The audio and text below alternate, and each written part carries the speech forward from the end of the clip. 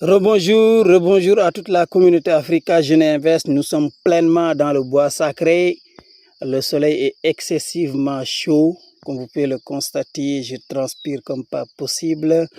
Voilà, mais c'est pour faire une initiation d'exception destinée à toute la communauté Africa Jeune Invest. Je lançais tout à l'heure un direct sur Facebook. Malheureusement, la connexion n'est pas au rendez-vous et je suis obligé de faire un différé en quelque sorte. J'invite tout le monde à partager cette vidéo et j'invite même les plus grandes fortunes mondiales qui n'ont pas eu l'occasion de faire de la biologie de suivre cette vidéo. Je veux nommer particulièrement Elon Musk, Bill Gates, Jeff Bezos, Aliko Dangote, entre autres. Voilà, ce sera une vidéo exceptionnelle. Alors, comme vous pouvez le constater vous-même, nous sommes au cœur du bois sacré, j'allais dire. Je tairai la position exacte. Dans tous les cas, vous pouvez le constater vous-même. C'est très touffu. Ici, nous sommes au cœur du sous-bois. Vous voyez un peu le bois. Donc, nous sommes au cœur du sous-bois. J'avais déjà fait une introduction. Malheureusement, la vidéo a été coupée. Et là, on reprend avec un différé. Alors,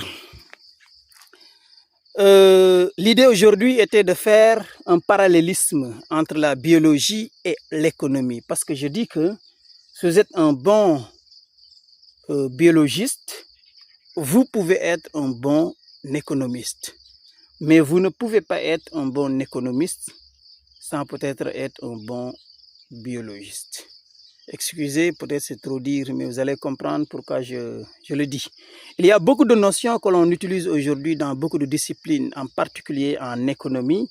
C'est des notions qui ont comme origine la biologie. Et si vous comprenez parfaitement les termes biologiques, vous allez avoir une meilleure compréhension même des termes économiques.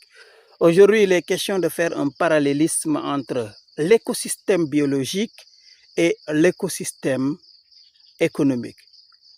Premier point. Deuxième point, un parallélisme entre la niche écologique et la niche biologique. L'année dernière, j'avais donné un cours pareil, mais aujourd'hui, je pense que ça sera bien plus riche. Alors, voici un écosystème. L'année passée, j'avais donné un exemple d'un écosystème aquatique, un étang. Ici, je vous propose un écosystème terrestre, le bois sacré. Voilà. Et là, nous allons développer des notions extraordinaires. Partagez surtout la vidéo. Partagez surtout la vidéo. Donc voilà un peu, c'est la porte, j'allais dire. Ici, vous avez vraiment le sous-bois. Voilà. Comme vous pouvez le constater, ici, vous voyez qu'il y a le sol. Ensuite, la communauté animale et végétale qui a peuplé ce sol-là. Alors, ça donne en quelque sorte ce qu'on appelle un écosystème. Un système, je pense que tout le monde comprend, un ensemble de composantes interconnectées, etc., etc. Un système d'équations n'est rien d'autre qu'un ensemble d'équations. Voilà. Ici, nous avons un écosystème. Éco vient de oikos, qui signifie la maison.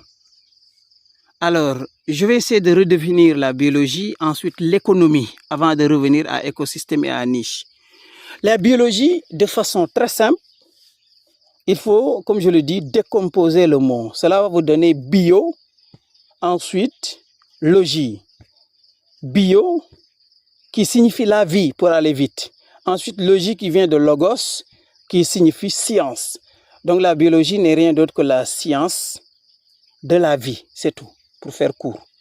On n'est pas là pour faire vraiment de la biologie pure et dure, mais faire un parallélisme entre la biologie et l'économie. Ensuite, économie, si vous décomposez le mot économie, cela va vous donner toujours éco, ensuite nomie. Éco qui vient de eikos, qui signifie la maison ou l'habitat, et nomos qui signifie règle ou norme. Donc, l'économie n'est rien d'autre que l'ensemble des normes, des règles qui permettent de gérer les affaires de la maison. Les affaires de la maison. Et lorsqu'on parle des affaires de la maison, ce sont surtout les ressources familiales, que ce soit les ressources humaines, si vous voulez bien, mais surtout les ressources financières. Voilà.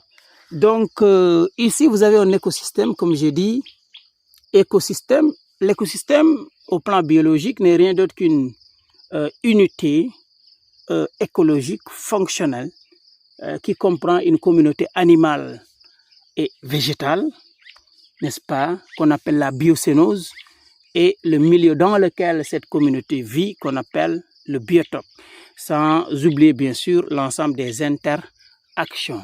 C'est un peu la définition assez simple du mot écosystème. Un système d'habitat, un système d'habitation, si vous voulez bien. Maintenant, en biologie, l'écosystème est composé, comme on l'a dit, du biotope. Voilà, le biotope. Donc, vous voyez un peu, ici c'est le sol. C'est le sol.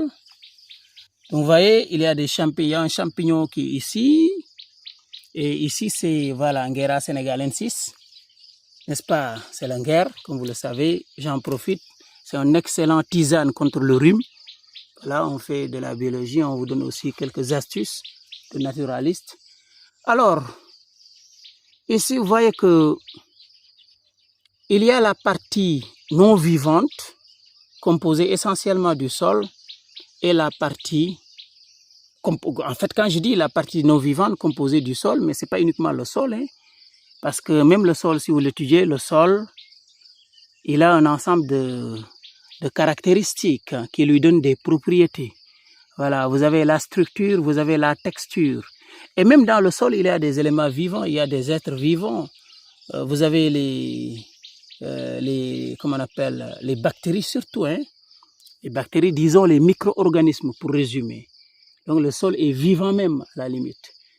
Voilà, c'est la partie superficielle de la terre, n'est-ce pas, mais qui est composée quand même de matière minérale, mais également de matière organique.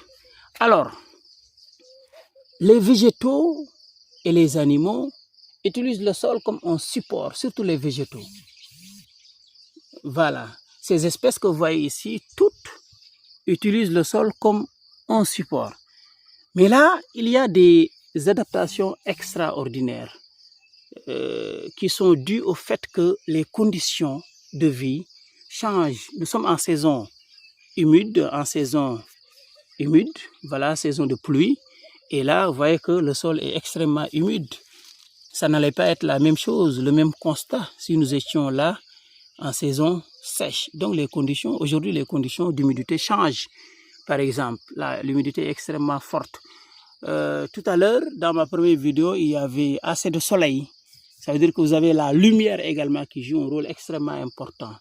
Donc pour me résumer, il y a ce qu'on appelle des facteurs climatiques qui sont liés au climat. Nous avons des facteurs édaphiques qui sont liés au sol et à l'eau, n'est-ce pas? Mais nous avons ce qu'on appelle des facteurs biotiques, c'est-à-dire les facteurs qui sont liés aux êtres vivants. Donc on pourrait faire une autre classification en mettant d'une part les facteurs abiotiques, c'est-à-dire qui sont liés aux êtres non vivants, ensuite les facteurs biotiques qui sont liés aux êtres vivants. Alors cet écosystème revêt une importance capitale en tout cas dans l'environnement, j'allais dire. Parce que l'ensemble des écosystèmes donne tout simplement la biosphère, qui n'est rien d'autre que cette sphère de la vie, comprise entre peut-être plusieurs mètres, dizaines de mètres en profondeur, voire plusieurs centaines de mètres en hauteur. Voilà, si vous allez en profondeur, vous aurez des bactéries, vous aurez voilà, pas mal d'êtres vivants qui vivent dans la strate souterraine, mais vous en avez d'autres aussi qui sont à la surface de la Terre, la strate de la Terre, ensuite la strate aérienne avec les oiseaux, les insectes, entre autres. Voilà, c'est vraiment un excellent ensemble qui a une structuration exceptionnelle, avec vraiment une composition toute précise, mais également une disposition toute précise.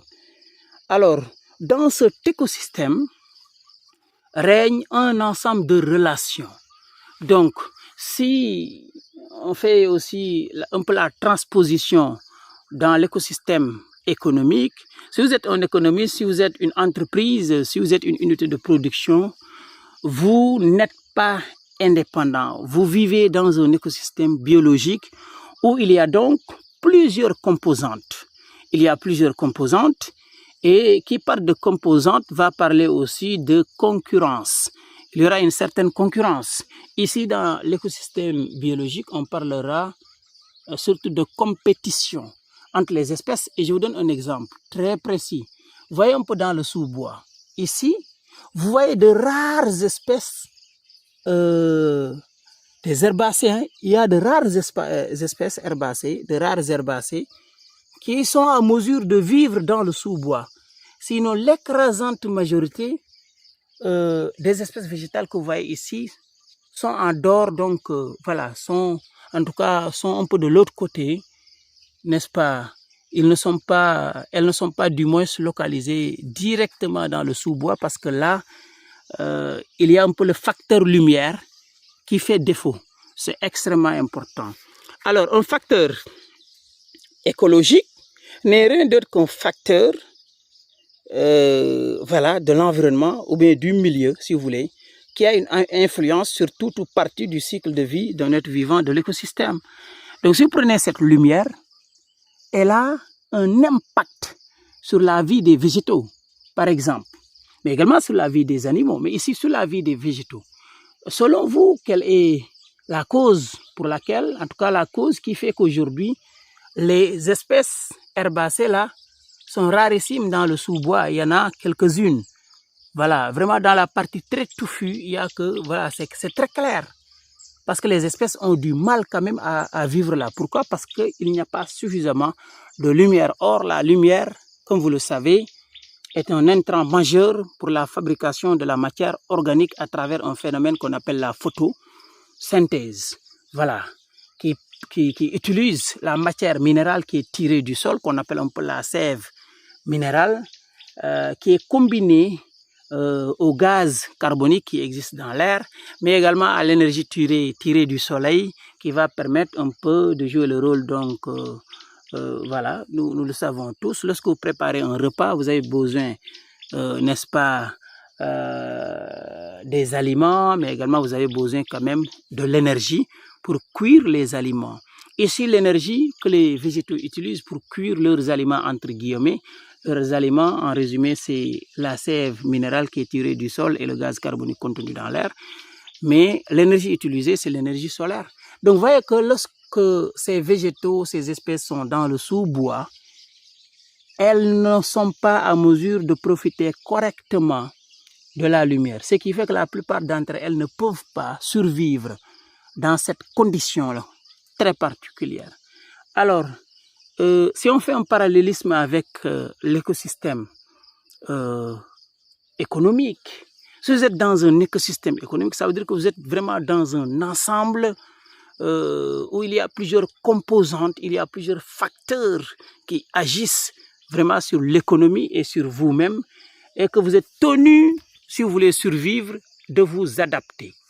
De vous adapter. Ici, par exemple, vous pouvez voir des espèces qui vont plutôt grimper.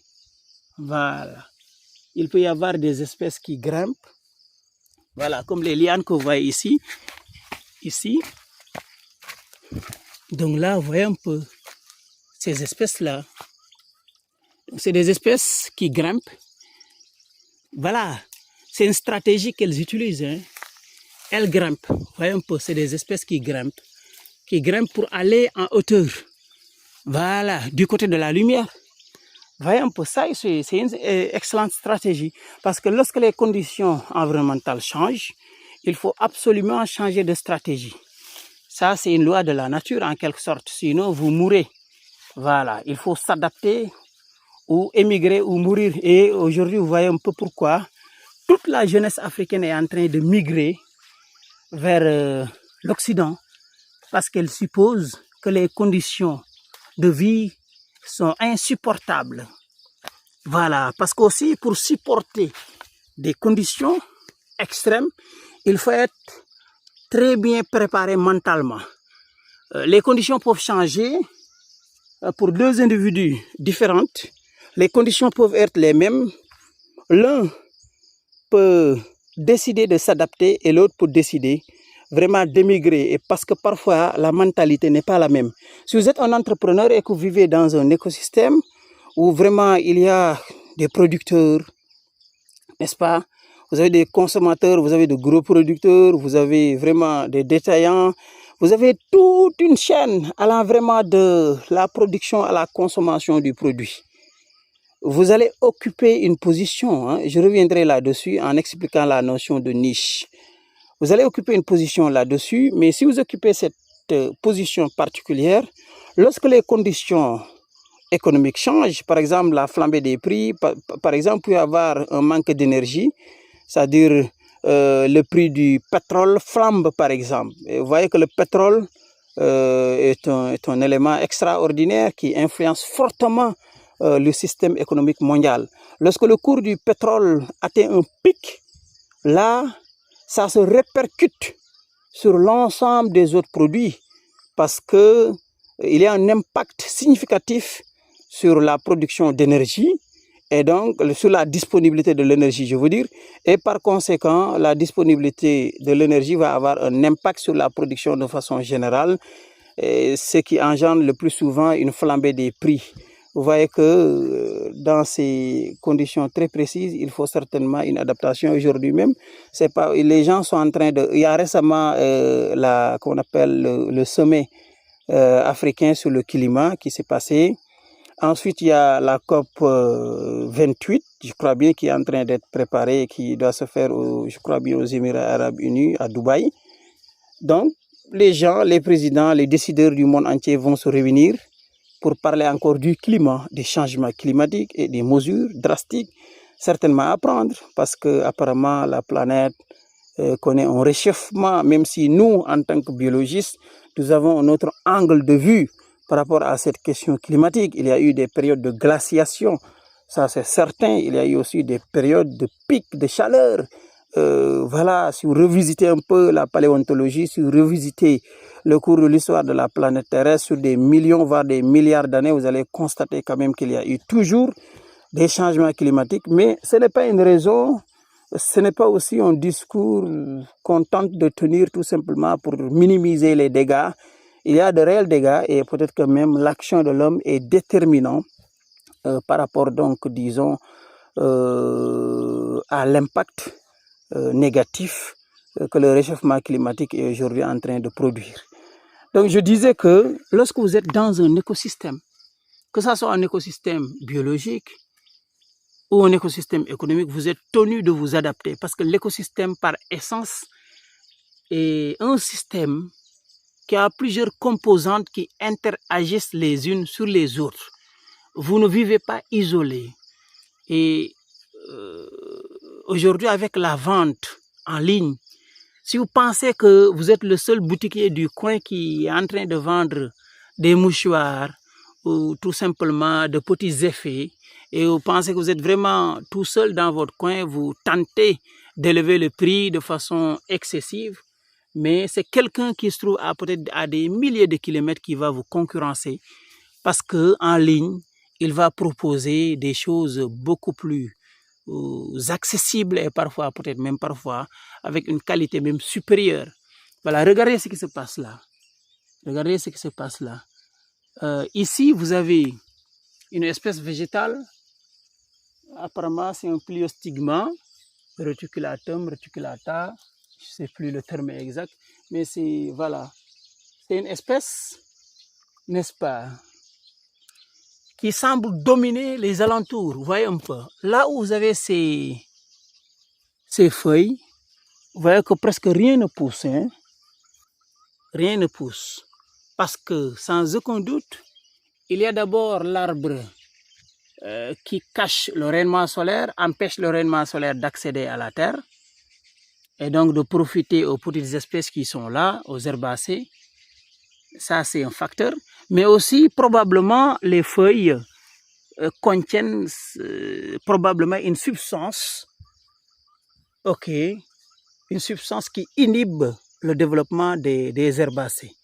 Voilà, ça, ne serait-ce qu'en faisant une observation autour du pliostigma, voilà, du sous-bois, donc du pliostigma, vous constatez que là où on a pratiquement les feuilles, il n'y a pas de presque, il n'y a que de rares végétaux, de rares espèces herbacées qui poussent. Voilà, il y a des arbustes comme celle-ci qui est arrivée quand même à pousser et à grandir. Dans tous les cas, je voudrais dire que ce soit l'écosystème économique ou l'écosystème biologique, si vous êtes dans un écosystème bien déterminé, vous êtes soumis à une compétition, vous êtes soumis à une concurrence forte et que vous êtes tenu de vous adapter. Si vous ne vous adaptez pas, vous allez disparaître comme ces petits végétaux ont disparu carrément. Voilà, ici, la plupart des végétaux qui ont cherché à pousser, voilà, disparaissent. Oui, elles disparaissent tout simplement, ces espèces végétales, parce qu'elles n'arrivent pas à survivre. Voilà, elles n'arrivent pas à survivre. Il faut impérativement s'adapter. Donc ici, nous sommes en Afrique. Les conditions sont extrêmement difficiles, oui, mais il faut chercher à s'adapter. Et malheureusement, si on ne cherche pas à s'adapter, c'est la disparition qui sera au rendez-vous. Aujourd'hui, il y a pas mal de jeunes, excusez, qui disparaissent en mer parce qu'ils tentent, ces jeunes, de rallier l'Occident par tous les moyens. Ils pensent que tous les moyens sont bons. Ils se lancent dans une émigration clandestine, voilà, avec toutes les incertitudes. Et au finish, souvent, c'est les abysses de l'océan Atlantique ou les mouroirs, en quelque sorte, du désert libyen, ou tout simplement au niveau de l'île de Lampedusa, entre autres. Et parfois même, ce sont des humains, n'est-ce pas, qui tirent sur nos propres frères et sœurs. Voilà. Les gardes-côtes, hein, que ce soit libyens, marocains, voilà. Nos condoléances les plus attristées au peuple marocain qui a subi un terrible séisme. Voilà, un séisme qui est dû sans aucun doute à la tectonique des plaques. Voilà, avec le mouvement des plaques, comme vous le savez, il y a des zones actives et des zones passives, des marges actives et des marges passives. Et quand il y a un choc entre les plaques convergentes, la terre tremble.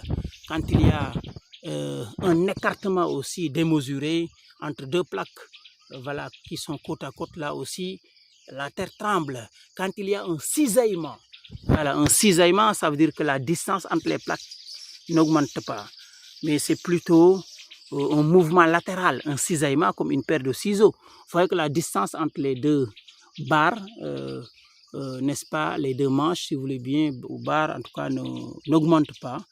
Mais après, vous voyez qu'il y a toujours un mouvement qui est bien là. Donc voilà un peu, c'était une parenthèse aussi pour permettre aux uns et aux autres de comprendre comment un peu ça fonctionne, parce qu'il y a une théorie qui dit que la Terre est constituée, c'est-à-dire l'écorce terrestre est constituée de plusieurs plaques, une douzaine de plaques, 13, 14, voilà, mais avec 6 grandes plaques quand même, avec la plaque eurasiatique, la plaque africaine, la plaque pacifique, etc., etc. Donc ça, c'est vraiment un cours de la classe de 3e. Voilà, donc vous voyez, il y a un joli animal qui est de l'autre côté, 2 animaux, j'allais dire, qui sont là-bas. Je ne sais pas si vous allez pouvoir les voir dans le sous-bois. Apparemment, c'est des rats palmistes, 2 rats palmistes, hein. Ils sont dans le sous-bois là-bas, de l'autre côté. Voilà. En tout cas, pour terminer un peu, j'en reviens maintenant, après vraiment l'écosystème, j'en reviens à la niche écologique et à la niche de marché. Vous voyez un peu, j'explique d'abord la niche écologique. Vous voyez, ce sont des cris d'oiseaux que vous entendez. Vous avez des rats. Les oiseaux sont dans la strate aérienne. Les oiseaux, elles sont dans la strate aérienne. De même que les insectes, etc. Et voyez un peu en bas, au niveau de la strate terrestre, vous avez des rats palmistes, vous avez des oiseaux, etc. Alors, vous comprendrez que chaque espèce animale qui vit dans l'écosystème occupe une fonction précise. Et la fonction, pour l'expliquer, on dira que on va la résumer en 2 mots. La fonction n'est rien d'autre que la place et le rôle de l'espèce dans l'écosystème. Sa place et son rôle. Donc, j'ai l'habitude de dire que la place et le rôle, ce n'est pas la même chose.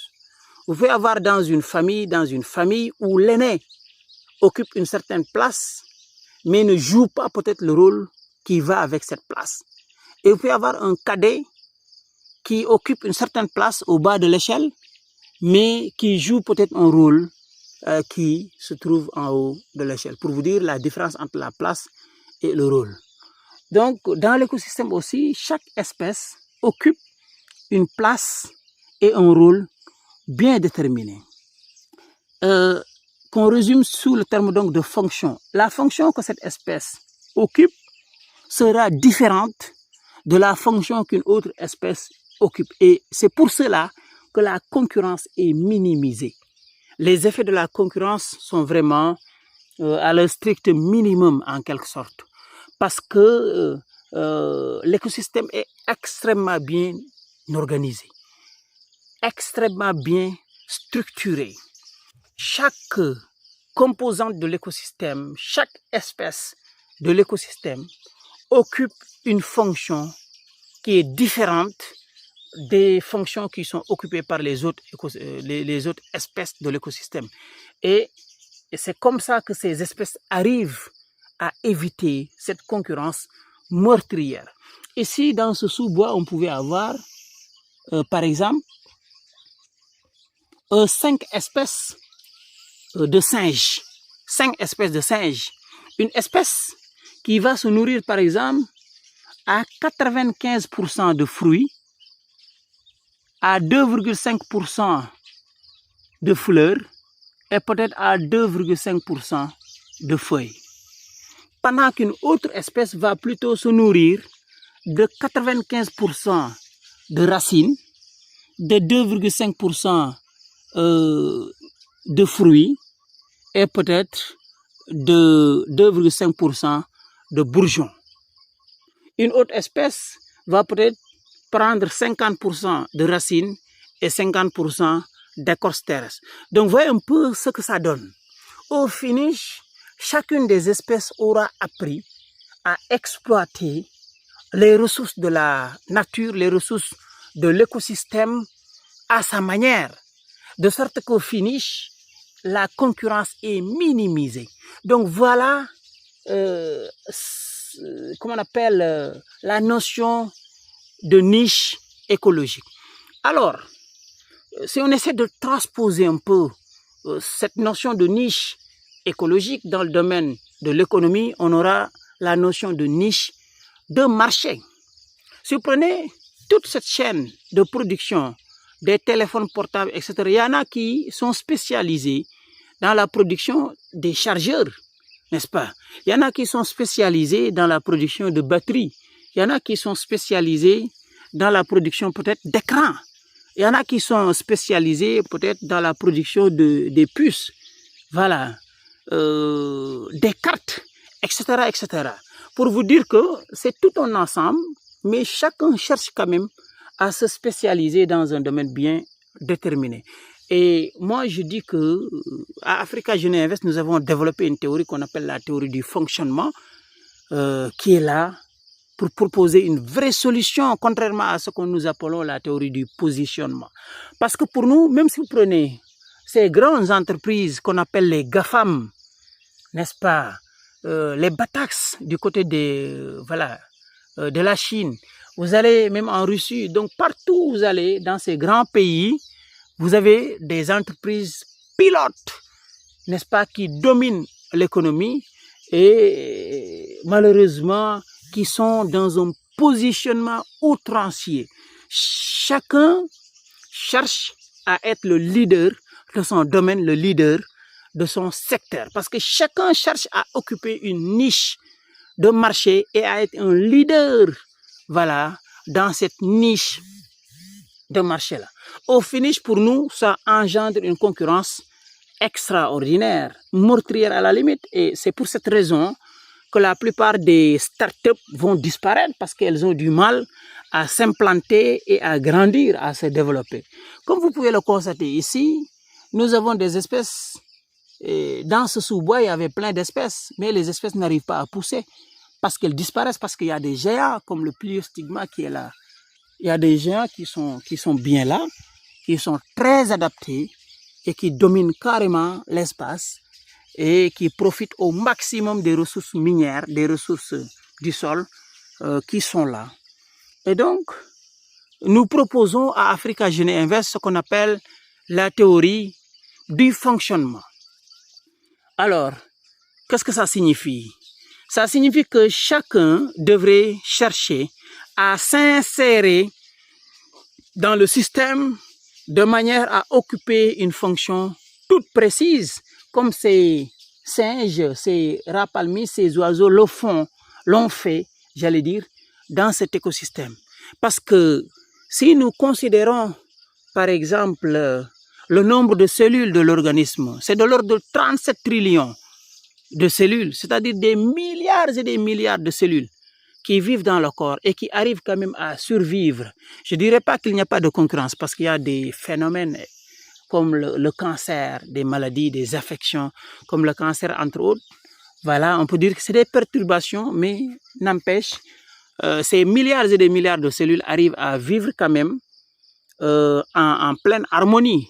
Alors que nous, humains, nous sommes moins de 8 milliards de personnes, mais nous avons du mal à vivre, à survivre, j'allais dire, sur Terre, parce qu'il y a une concurrence extraordinaire qui est là.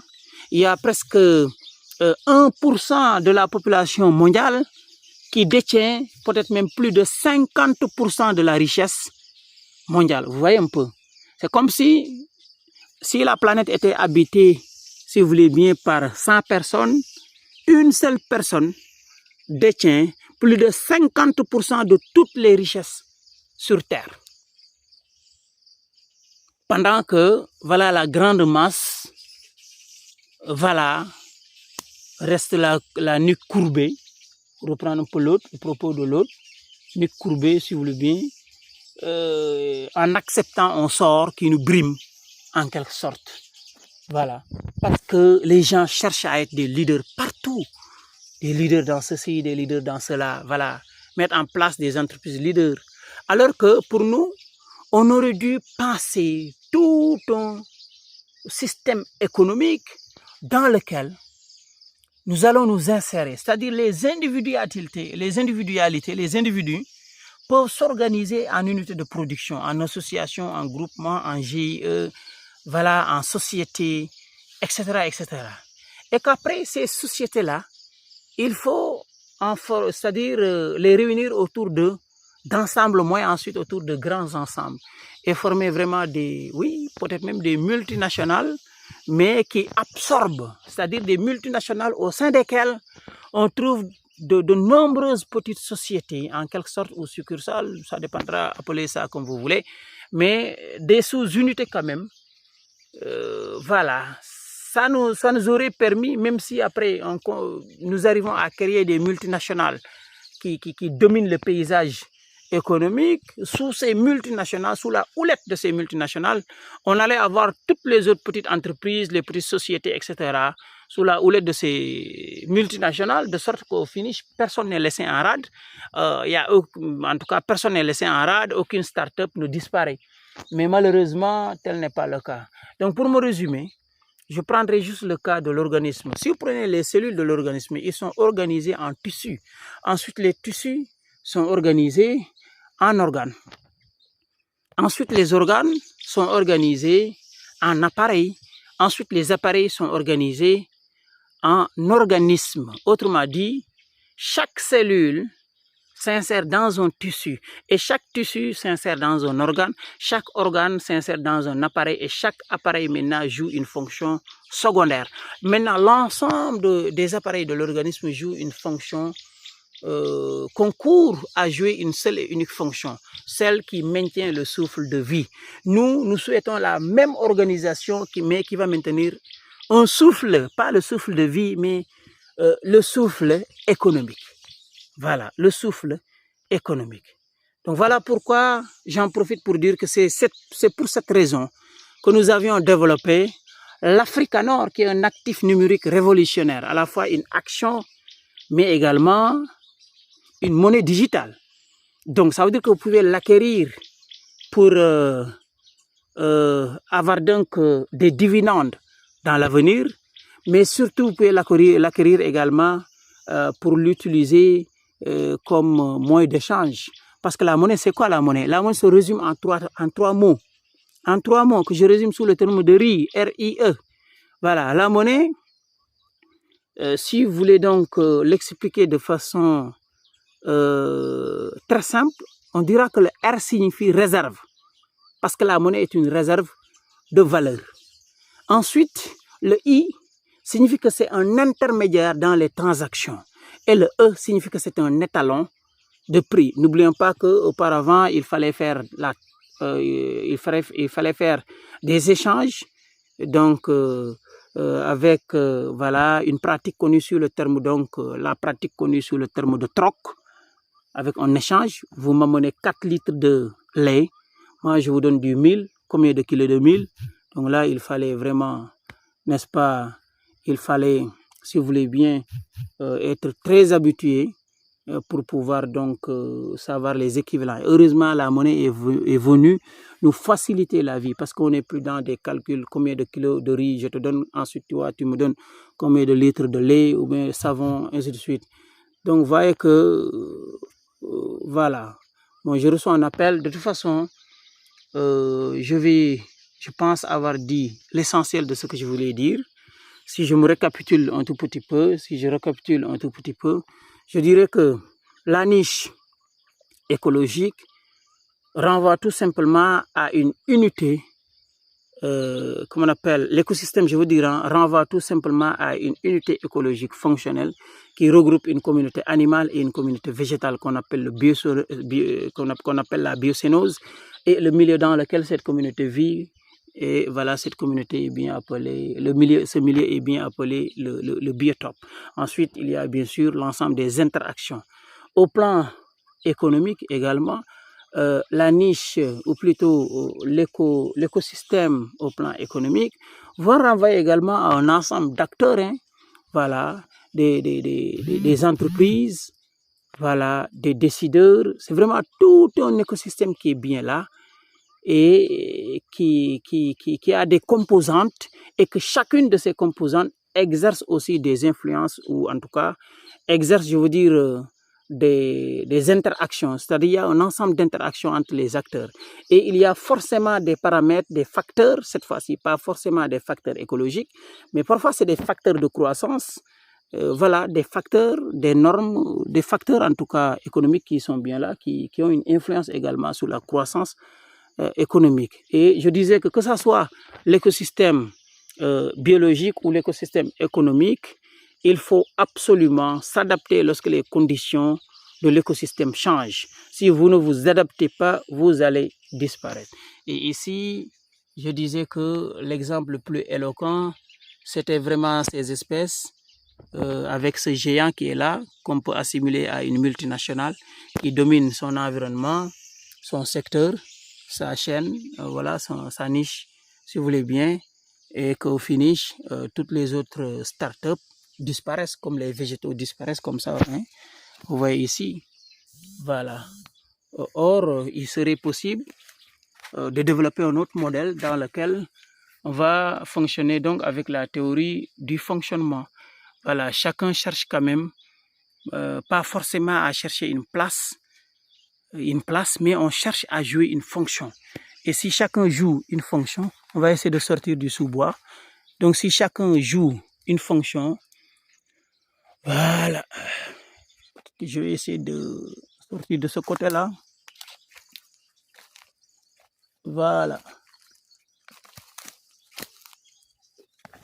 Donc si chacun cherche à jouer la fonction qu'il devra remplir pleinement et correctement, ça va nous permettre quand même de s'en sortir sans trop de soucis. Voilà, de nous en sortir sans trop de soucis. Donc nous allons voilà, chercher à passer par ici.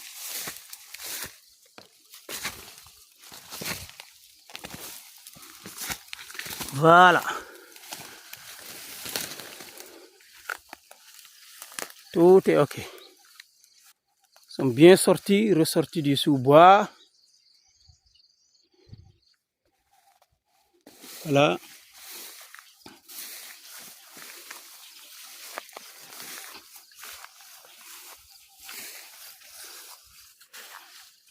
On voit un peu.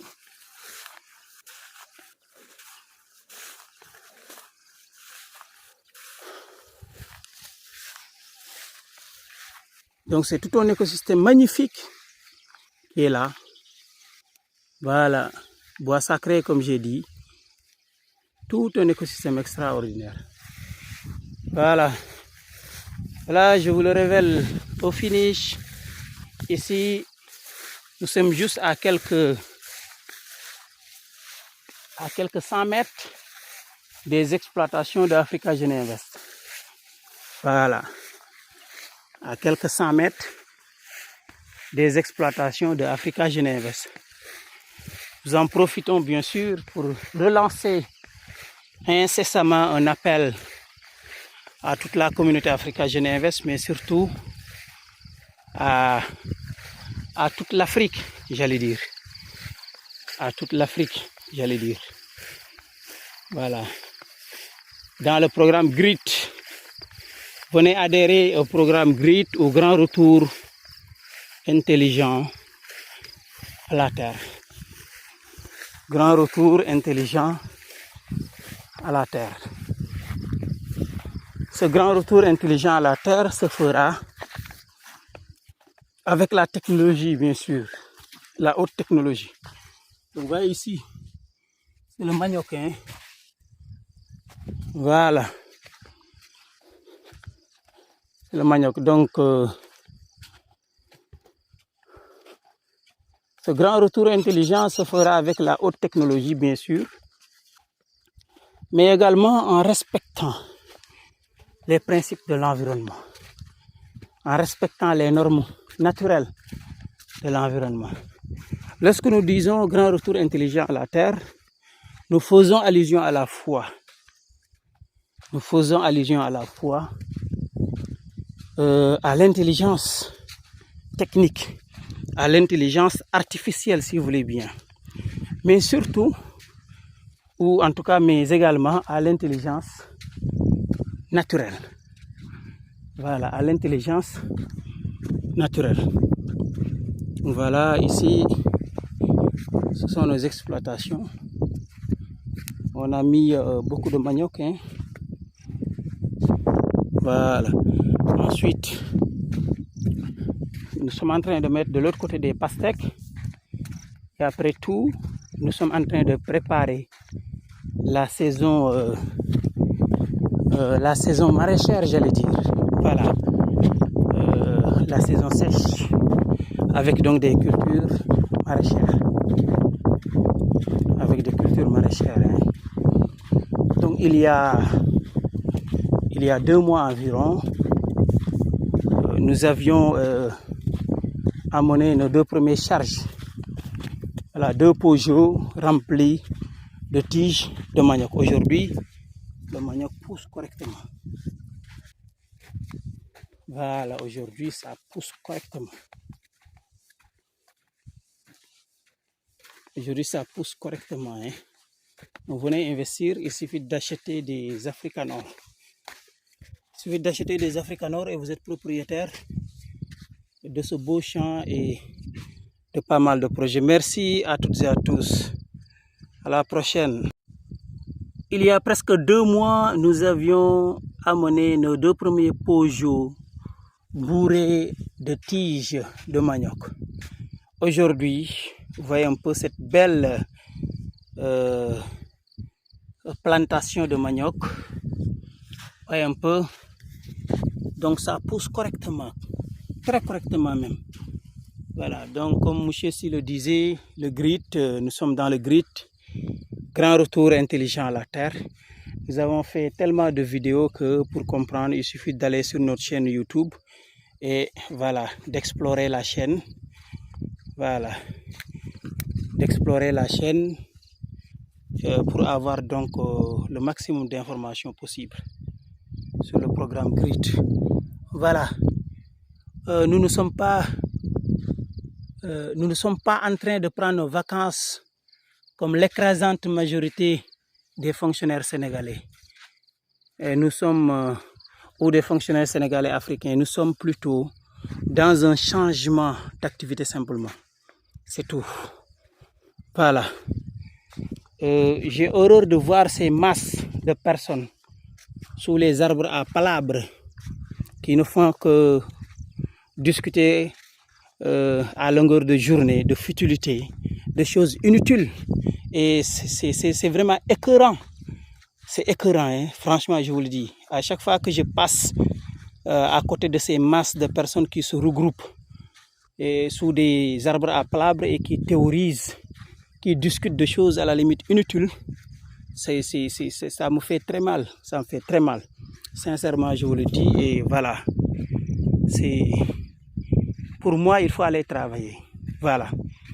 Pour moi, il faut franchement aller travailler. Au lieu de rester là à parler sur le dos des gens, aller travailler. Aller travailler. Seul le travail paye. Voilà. Ce que nous produisons aujourd'hui, c'est quelque chose, peut-être même, voilà. Nous allons en consommer une partie, bien sûr, mais si nous le faisons, c'est pour contribuer à la sécurité alimentaire parce que nous sommes conscients de cette réalité qui est là, de ce phénomène. Aujourd'hui, la faim menace des centaines de millions d'Africains. Mais à côté de ça, les gens, ils sont sous les arbres à palabres, ils préparent du thé et parfois même le thé est cotisé. Mais c'est des gens, des masses de muscles en quelque sorte. Excusez de le dire comme ça de façon très crue, mais c'est des masses de muscles qui ne sont là que pour des commérages, c'est tout. Uniquement du commérage. Voilà, ou bien on discute vraiment de choses politiques insensées. Voilà, de choses politiques franchement qui nous font reculer de 50 ans en arrière pratiquement. Donc c'est extraordinaire, hein? Allez travailler, allez travailler. Voilà, allez travailler au lieu de bavarder. Allez travailler au lieu de bavarder. Ça sert à rien du tout. Ça sert à rien du tout de bavarder. Allez travailler. On ne développe pas un pays par des bavardages, par du bavardage. Non, non, pas du tout. Excusez d'être assez cru aujourd'hui, mais voilà. C'est normal, hein? Souvent, c'est le contexte qui justifie tout cela. Mais dans tous les cas, ce n'est pas parce que nous sommes sur le terrain que nous critiquons ceux qui ne sont pas sur le terrain. Mais la règle est d'être sur le terrain. Pas 24 heures sur 24, ni 7 jours sur 7, mais au moins 6 jours sur 7, soyez sur le terrain. Voilà. 12 heures de temps, 13 heures de temps, 14 heures de temps sur 24, soyez sur le terrain. Voilà, c'est comme ça que nous pouvons développer l'Afrique. Mais si nous pensons que c'est du bavardage ou du commérage qui permettra de développer l'Afrique, mais nous avons vraiment à nous détromper. Voilà, donc il faut vraiment